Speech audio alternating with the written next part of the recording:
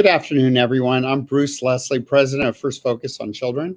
Welcome to the opening event of our 4th annual Children's Week. This year, we're hosting a series of virtual events to highlight the fact that every issue, whether it's health policy, budget and tax policy, or immigration policy, every issue is a kid's issue. This Children's Week takes place in the rare moment with children at the center of several proposals from Congress and the Biden-Harris administration. Chief among these is the American Families Plan, which has the potential to become the single most important piece of legislation for children in generations.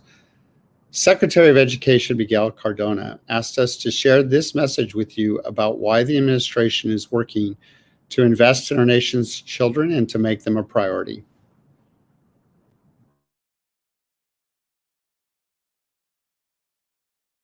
Happy Children's Week. I'm excited we have an opportunity to bring awareness to issues that affect our children and kids across the country.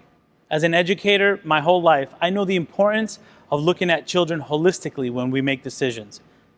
We need to be thinking about our children in every policy decision we make. That's why I'm excited to work with First Focus on Children to make sure that kids' issues are at the forefront of our conversations. President Biden and Vice President Harris have prioritized children's issues with acts like the American Families Plan, which really prioritizes families and kids. But it takes all of us. That's why I'm excited to be with you here this week to focus on these important issues. Together, we can create a world where kids can just focus on being kids. This week, I hope you'll be a voice for children. Whether you write a letter or use social media, push on those issues that are important to kids. Again, together, if we elevate the needs of our kids, it'll be a better community for everyone. Thank you for joining. Your support means the world to children everywhere.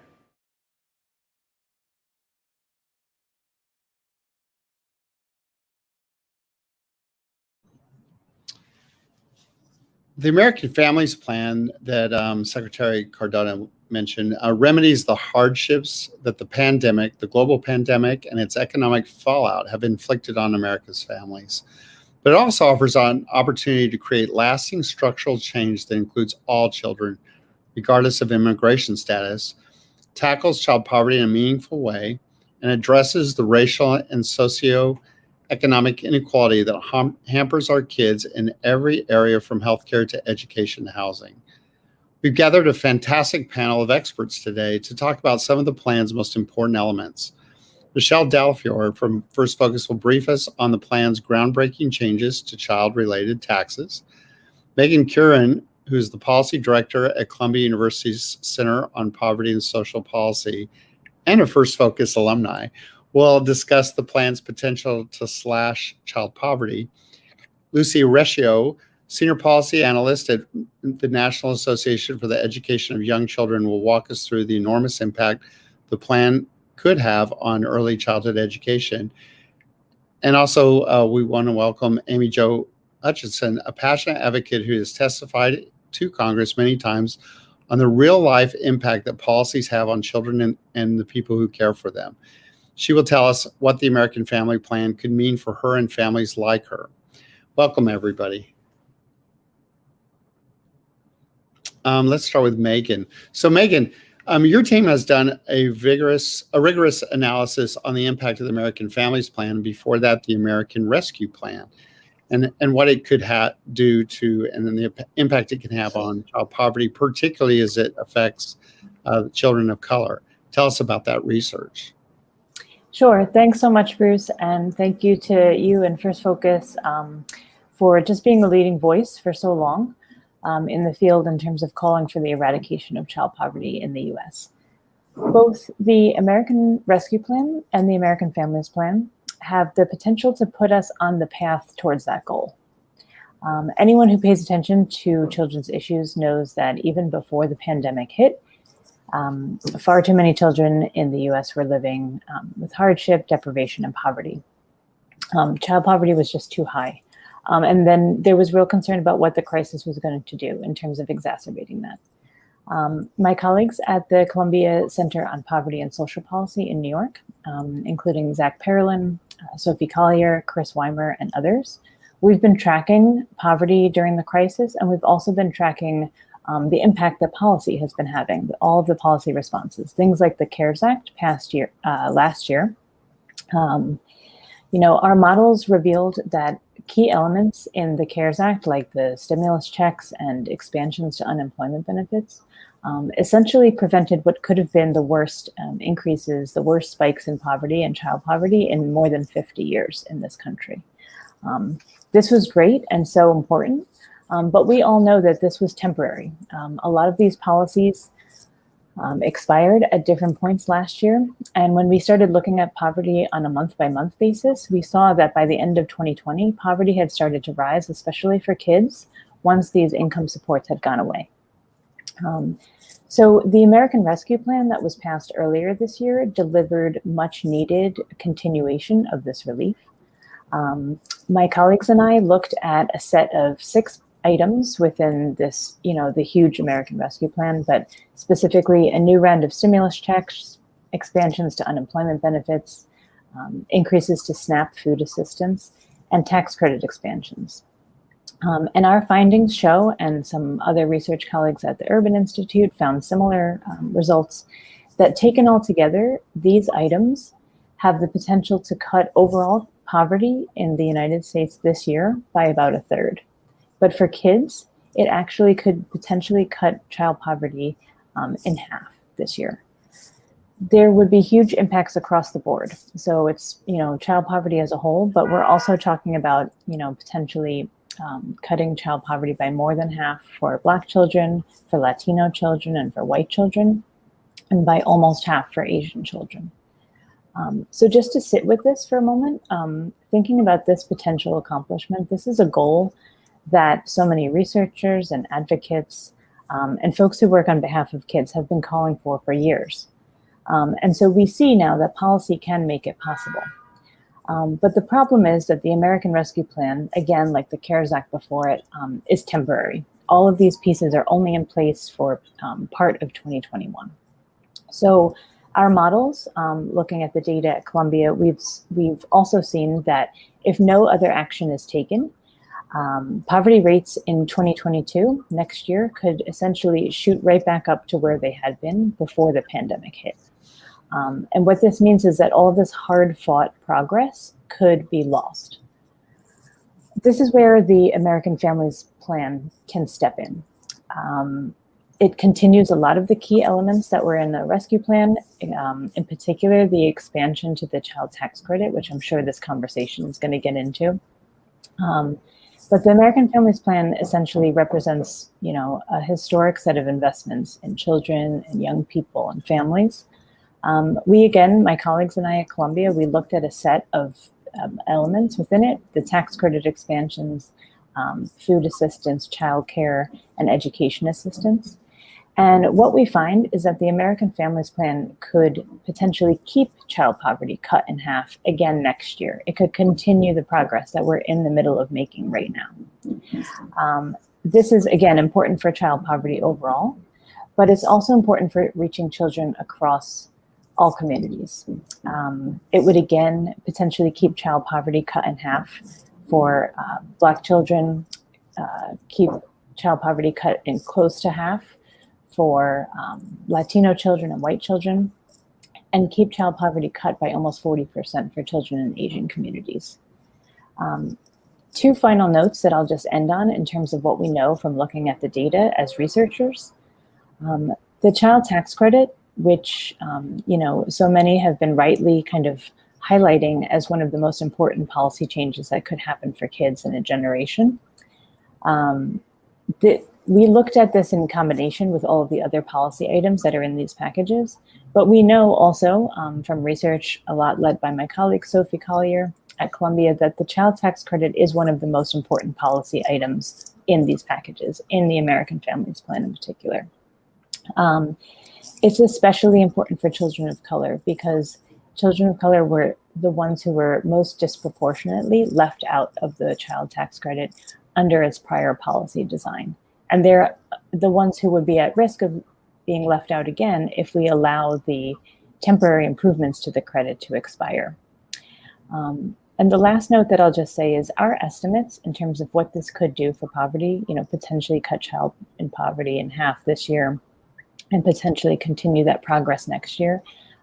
This is what happens when all children who are eligible receive it. This represents the potential of what it could be. But all of us in this conversation here know that there's quite a lot of ground to cover between the moment when a bill is passed and the moment when the money actually reaches the pockets of children and families who need it most. So when we're talking about all of this, historic potential that it has, implementation is really key. I'll toss it back to you. Thanks, Bruce. Thank you, Megan.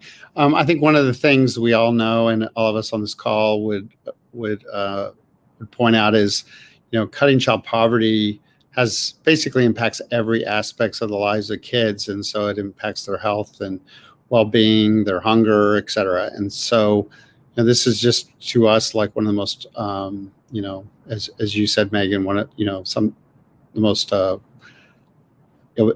being one of the more profound things that happen to children in policy in a generation, or longer. And so with respect to that, then, Michelle, one of the things I want to ask you is the American Families Plan, along with President Biden's FY 2022 budget, would make permanent historic changes to the tax code that benefit children and the people who care for them. And it would go a long way to reducing child poverty. So what are some of the major changes we're talking about here, and what will they do? Great. Thank you, Bruce. And Megan, thank you so much for sharing that remarkable research you all are doing. We appreciate that very much.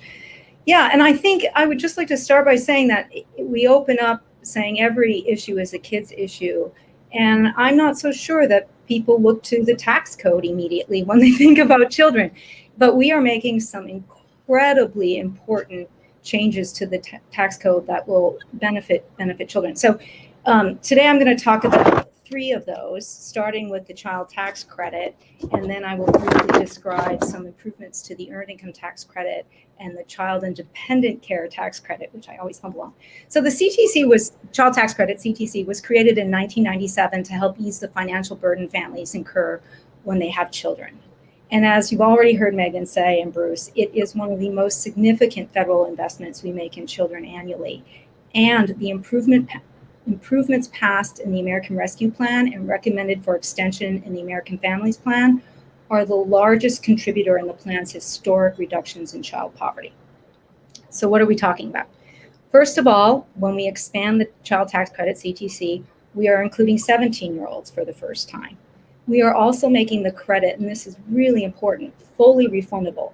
That means that now the entire value of the credit will be available to low-income and no-income households with children. We are also increasing the value of the credit. Prior to the American Rescue Plan, it was $2,000, up to $2,000 per child per year.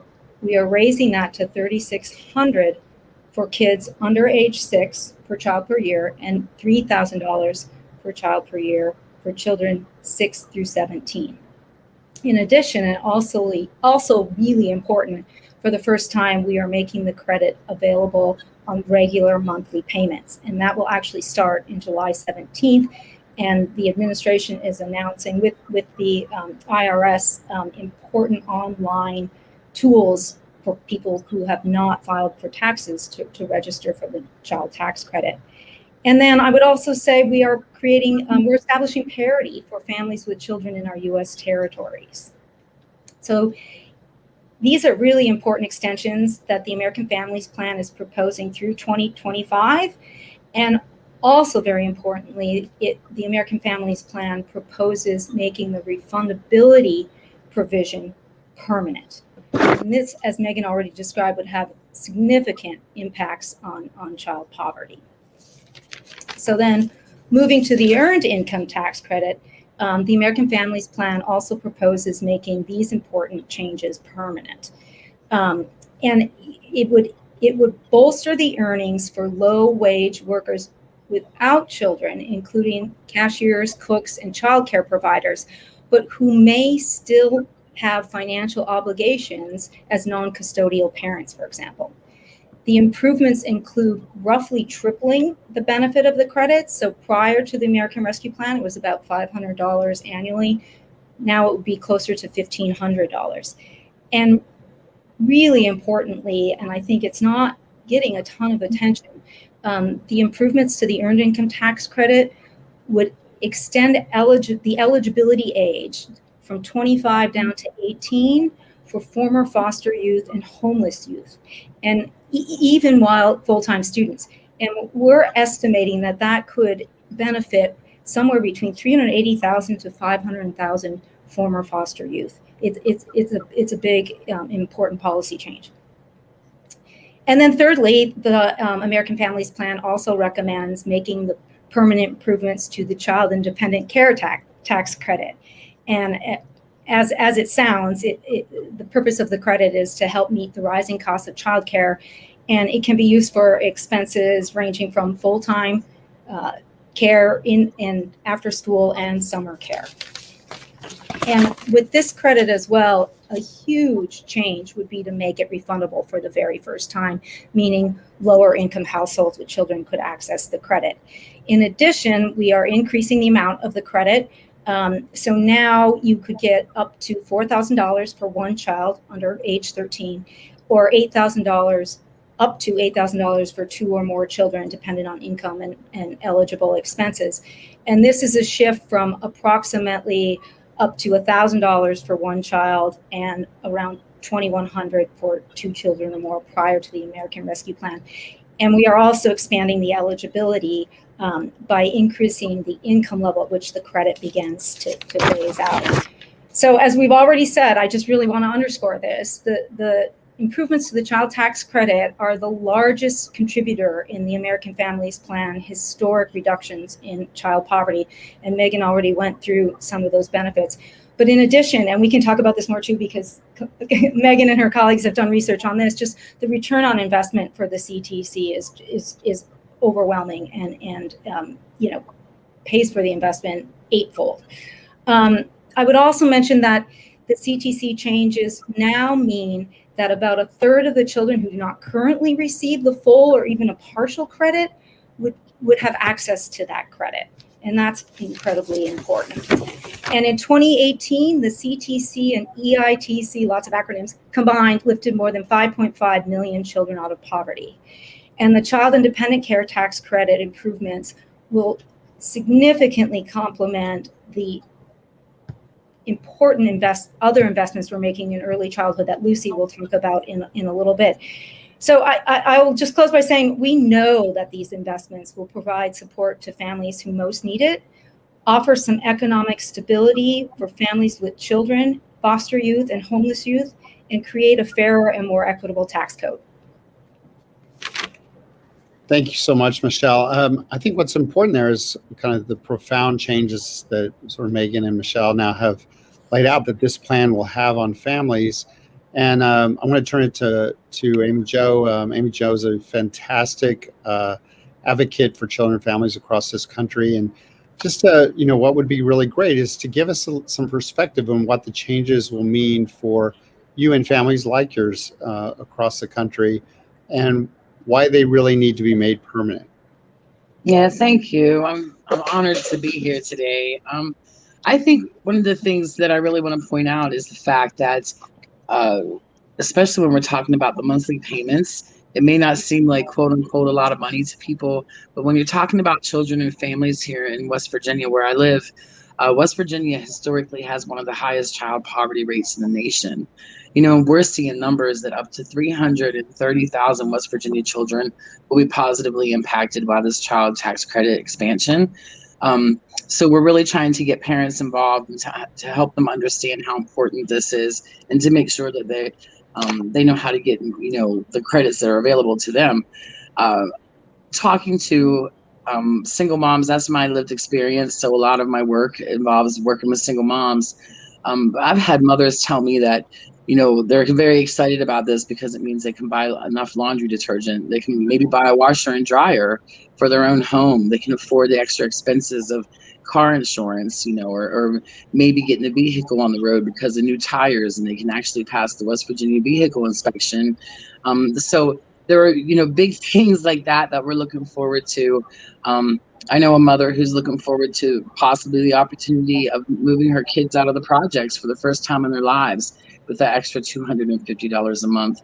So I think whenever we speak about the benefits of this, we really need to think about what are the basic necessities. Even honestly, feminine hygiene products for some families is a big struggle because you can't use any benefits to pay for that stuff.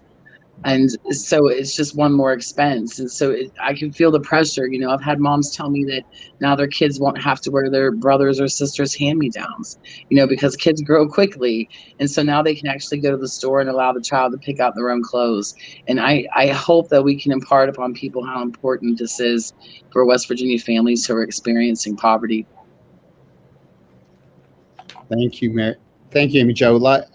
I think really you've highlighted sort of the real practical and down-to-earth impacts this will have on families across this country. And, it's something that, we're going to be seeing rolled out here in a few weeks on a temporary basis and really highlight the need to really make this permanent. The other thing that about the American Families Plan is the comprehensive nature that it brings in. So one thing that has become painfully clear during the pandemic and the economic recession is that childcare and early childhood education are vital pieces of infrastructure in this country. And without them, children not cared for in the economy slows down or stops. Working alongside the American Families Plan tax changes are significant investments in direct spending for early learning and childcare. So we're really pleased to have Lucy here to explain to us what are some of the key proposals that affect early learning and why are they so important? What impact will they have on children now and in the future? Thanks so much, Bruce, and thank you everyone for this opportunity to be able to share this information. One of the things that you mentioned, Bruce, and that I know so many families and also child care providers witness is that the pandemic really layered on an incredibly difficult reality for child care programs across the country, where an existing child care crisis was only exacerbated by the difficulties that we saw with the COVID-19 pandemic. And one of the biggest promises that are available in the American Families Plan is for an opportunity to truly fund early childhood education as the public good that it is, so that it really can create millions of new jobs, address longstanding inequities that we know exists within the child care system, and really build a renewed high quality early childhood education system in which children, families, educators, and also our economy thrive. Because as we are looking towards recovery, we know how important and necessary it is for families to have access to child care as they return to work or as they pick up more hours because they've had a different set in their schedule, or as they also pursue degrees or their own caregiving responsibilities. And so it really is exciting to see that the American Families Plan will honor the deeply important work that early childhood educators are doing by working with young children birth through age 8. And so we are hopeful because this is truly a bold, substantial, and sustainable investment that is being proposed for early childhood education. It calls for an historic $425 billion in simultaneous investment for child care and pre-K, which is designed to build equity and quality and also expand the supply of child care. We know that because of how devastating the pandemic was to many child care programs, many had to permanently close, and there has been an expansion of child care deserts across the country. And so seeing the American Families Plan really trying to build up the supply of high quality early learning, but also centering the necessary support that early childhood educators need as they are doing this work is very exciting. We know that early childhood educators and child care providers are providing care and early learning for young children in centers, in schools, in Head Starts, and in family child care homes. And so the American Families Plan really prioritizes not just making sure that families have access to child care, but that the the early childhood educators that are part of this workforce have an investment in themselves that will allow them to stay in this workforce, to see a career trajectory for themselves, and to continue to strengthen this sector, which we know is so deeply important.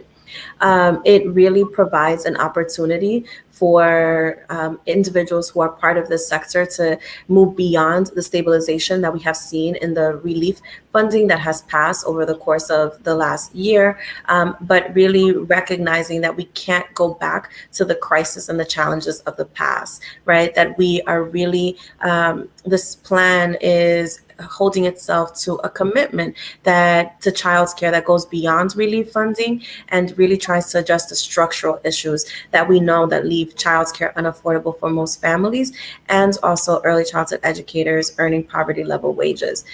One of the things that that'd be remiss if I did not mention is that beyond this investment in childcare, right, in strengthening once again the access to childcare, the quality for early learning programs, the compensation and benefits for providers, is that the American Families Plan also proposes additional funding for comprehensive paid family and medical leave, as well as investments in child nutrition, which we know is really important and necessary because it provides supports for parents to have choices in terms of where their children will learn and whether they will thrive. And one of the things that we also recognize is that when we talk about families, we cannot exclude the early childhood workforce from the families that we are talking about, because we have created a system where early childhood educators have had to subsist on poverty level wages.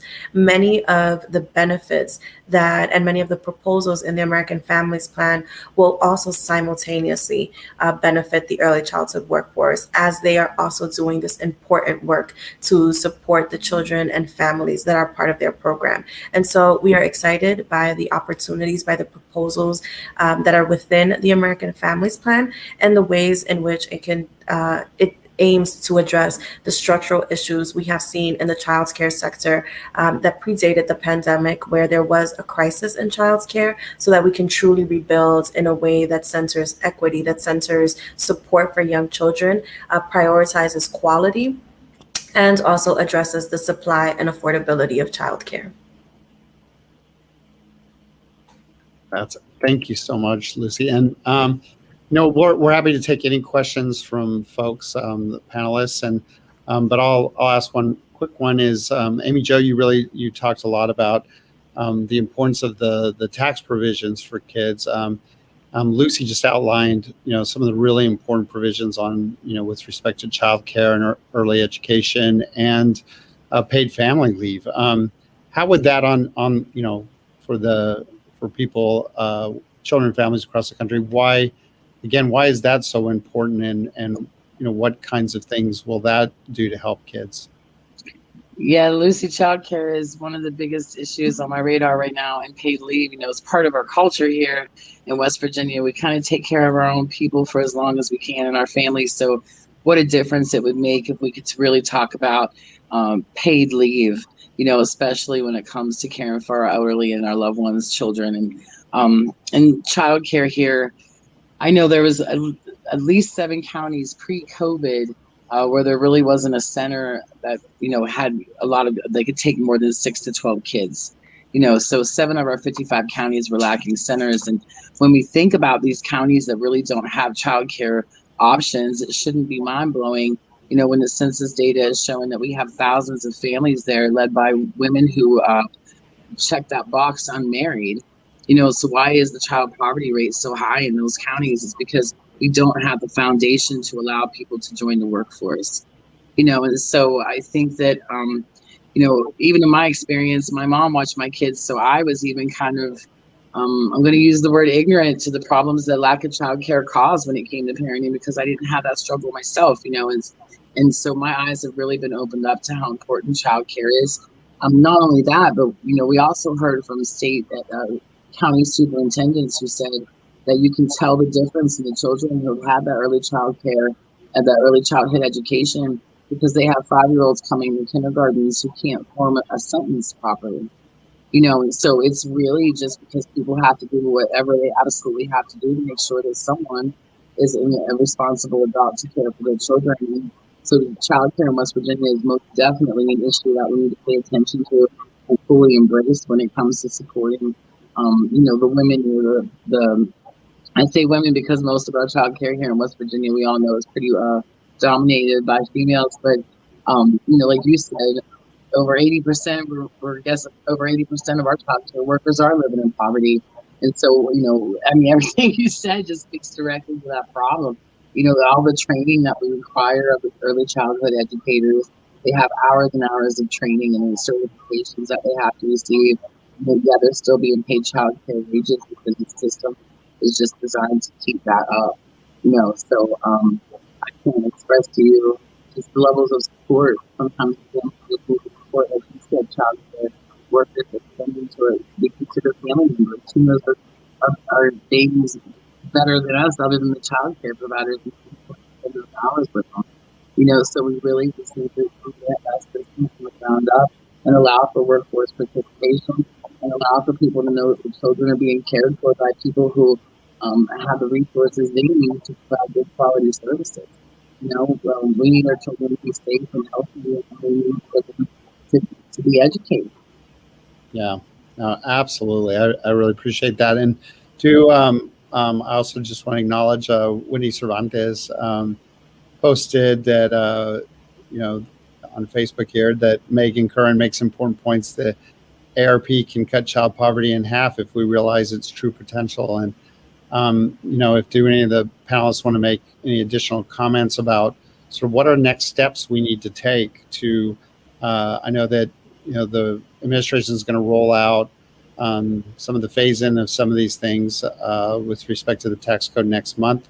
And so what should people be thinking about there? And then also, what do we need to do to make this permanent so it's just not a temporary improvement for kids? If I can just jump in, because I like to lift up something that Amy Jo said that I think is really important. What we know is that child care programs and early learning centers across the country are truly hubs of support for families, right? Whether that is in a center, whether that's in a family child care home. I think Amy Jo mentioned the incredible privilege that she had family who was able to take care of her children, but that's not necessarily universal. And what we know is that it's not universal across the country. And so in a lot of ways, how we are able also to continue to capitalize on the trusted role that child care programs play to disseminate a lot of this information, right? To talk about what it means for the child tax credits to become refundable, what families should expect, that we continue to support the workforce and to support these businesses and these hubs, so that by extension, families and communities can also continue to thrive. And I think that it is very important for us to not lose sight of the fact that we all engage, and I say all because many of my fellow panelists and those of you who are watching engage in the advocacy efforts to bring in necessary stabilization and relief for the child care sector and for children and families who are forced to subsist in poverty, but that this is not the end of the struggle, right? That we know that this is just stabilization efforts. And so once again, the promise of the sustained, bold investments that we see in the American Families Plan and other proposals that have come in through Congress as well, and how instrumental it is for us to continue to be engaged in these conversations, to continue to mobilize, to continue to speak united when you are looking at parents and families, as well as in the case of child care, the child care providers and early childhood educators, so that we lift up to our elected officials and our members of Congress and those key decision makers at the local, state, and federal level, the solutions to the problems that the families themselves and the workforce themselves know are so necessary, right? That we are crafting policies that truly address the underlying issues and the needs that families and communities have, so that we don't enter into a situation of trying to roll back safety measures or roll back things that keep young children safe in communities, because we want to address supply, but that we are saying, no, young children need spaces where they are safe, where they are cared for, where instruction is happening in a way that honors who they are, that honors their home community, and also where the individuals who are providing this care, this instruction, this learning are being paid wages that allow them to not just survive, but thrive alongside their communities. And so I think it's important that we continue to hold and honor the urgency of this moment as we continue to advocate for stronger investments. Once again, I think we've seen today through all of the measures that my colleagues on the panel have also highlighted. Michelle, do you have anything? Thanks for that, Lucy. And I think I'll build off that, and also something Amy Jo emphasized. We'll start seeing the advanced child tax credit payments roll out starting in mid-July. And I think, Amy Jo, as those stories come to pass in terms of how significant, even though it isn't a huge sum of money monthly, that it makes a difference for sort of the day-to-day, and as household bills come due every month, right? Those stories and reaching Congress with those stories so that they know how important this investment plan is. And then I would also then turn to Megan to talk a little bit about the return on investment for the CTC, because they've done some good work on that. But also to just say, I think what we're hearing is that we need this comprehensive, robust budget plan that invests in all aspects of kids' lives. And we have that opportunity now. And so we really need to be urging Congress, and as Lucy said, collectively raising our voices to say that this is so significant, and the child poverty reduction benefits and children's well-being outcomes will change and potentially revert back to where we were before the pandemic if we don't make these investments now. And then I'll turn it over to Megan if she wants to respond on the return on investment. Yeah, sure. I think investment, almost everyone has used that word so far. And I think that's key, because what it recognizes is that, yes, you do have to spend some money here to make sure that kids and families and childcare providers and everyone who supports families have what they need. But this money isn't going into a vacuum. We know that, when you spend on kids in particular, you get high rates of return. Kids who grow up healthy, who grow up educated, they do better in life, and in turn that helps all of us. But to put some hard numbers behind it, my colleagues at Columbia, led by a team with Irv Garfinkel and others, they tried to actually nail down, if you expand the child tax credit in a way that we're talking about over the long term, what happens? And they essentially found that for every dollar that you spend on an expanded child tax credit in this way, we as a country will reap $8 in return. So I think Michelle had mentioned before that sort of eightfold return on investment. That's huge, and that's what it means to invest. You have to pay a little and you get much more later on. But I think it's also to kind of not divorce the conversation from the fact that it's not like we're not spending money right now. We're just spending money actually in the wrong ways, because when we don't invest in kids, we have high rates of child poverty like we had going in before the pandemic. More than 10 million children living below the poverty line. That costs us in different ways, but it also costs us as a country financially. The National Academy of Sciences put out a landmark study prior to COVID, looking at how we could cut child poverty in the US. And one of their starting points was recognizing that child poverty costs us over $1 trillion every year. That's a combination of having to pay for, sort of poor health outcomes when kids, are living in bad housing, and then they develop, really complicated health issues. It's what happens when child protection and child welfare services are needed. It's what happens when kids lose out on education and then they don't, earn enough to support their own families in the future. And so we're spending all of this money kind of catching up in this sort of self-reinforcing cycle. But if we actually spend the money in a different way and proactively support children and families, we're going to reap so much more positive outcomes in the future. And I think for the sort of policymakers, weighing up these things in terms of balancing budgets and things like that, that's where our money, makes a lot more sense to be going. And in terms of the potential outcomes that you could see, in terms of the potential to cut child poverty in half, this has garnered a lot of headlines in the past few months. But it's not really just a talking point. These are goals. That's a policy goal that other countries set in a place like the UK to say, let's do this in 10 years. Like, we might need 10 years for this to happen. But we actually are seeing right now that there's a set of policy items, within many of which in the American Families Plan, that tackle income needs by paying out monthly payments, that tackle childcare needs by investing in this workforce, that could actually do it now. So the future could be now. We don't need 10 years to set this goal, but we actually need to sort of take that step. No, I really appreciate that. And I think that you make a really great point about the importance of both, getting the American Rescue Plan implemented, then getting but that's temporary, getting the American Families Plan enacted to really make these changes permanent for children and families, and then also to really work in the long term on kind of budget and appropriations items to make sure that in the past few years the share of spending for kids has been declining, and to really make sure that we continue to make investments in our future.